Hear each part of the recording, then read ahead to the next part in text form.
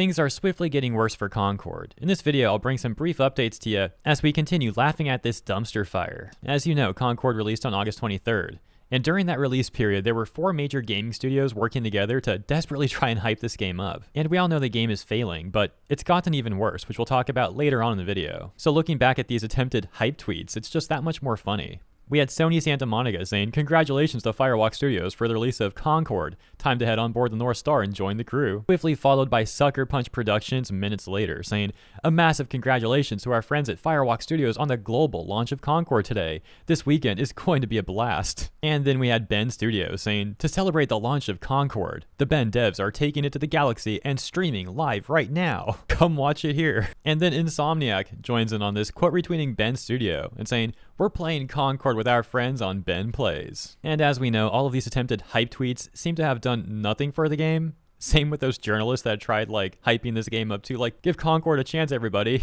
So let's hop over to SteamDB for today. Take a look at this game now. Right away, you can see that the chart is just in a perpetual decline so far, with lower highs and lower lows. 24-hour peak player count of 402, and currently playing as of recording 243. At the rate that this is going, it seems actually pretty probable that Concord will have to give serious consideration to either making this game free to play or just admitting that they have to take a loss on this game and refunding people or something.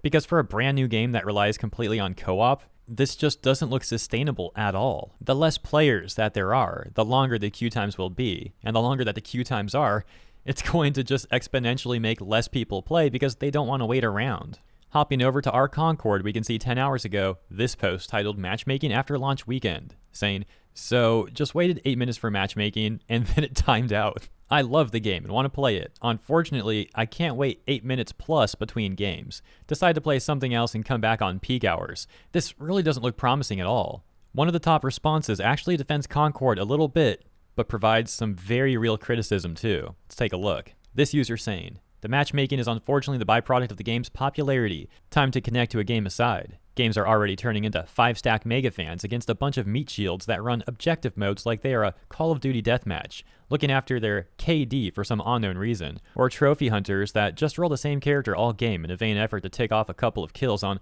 whatever character they are currently leveling. Solo queuing is already getting pretty horrible, not even a week into launch. It's probably the most satisfying PvP game I've played in a long time during balanced games, but it already feels like I'm seeing the red flags of end-of-life matchmaking when jumping into lobbies by myself. It's a shame, but I kinda knew that was what I was getting into when I bought it." So yeah, all the stuff that we already went over showing how much trouble this game's in, and even people who like the game admitting that this looks like an end-of-life situation, not even a week after release.